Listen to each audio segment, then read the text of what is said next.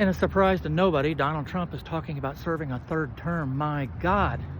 He shouldn't have been allowed to finish a first term. Didn't he commit his first felony before he even stepped off the inauguration platform? And then a second term. I didn't know convicted felons could run for president. If he runs for a third term, he'll be so old that, oh my God, I don't know how MAGA's going to deal with that. They were quacking and braying about Joe Biden being too old for the office. Donald Trump already looks like the crypt keeper with a thyroid problem. He's so old that he probably owns slaves. You don't need a nurse to take his blood pressure. You need a freaking archaeologist. There are a couple of problems with Donald Trump running for a third term. It's against the law. It's anti-constitutional. The 22nd Amendment forbids it. Oh, but let's do this, they're saying.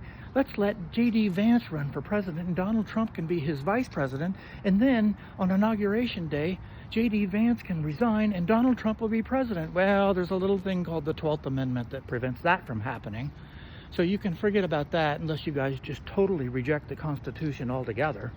And don't even think about overturning these amendments. It takes 2/3 of Congress and 75% of the states to do that. Ain't gonna happen, buddies. Ain't gonna happen. You know, back in the early 70s, when Richard Nixon was running for a second term, we had a little saying.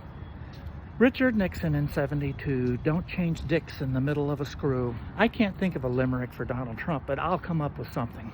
Because a third term of this nonsense, holy cow. I'm gonna need a pacemaker.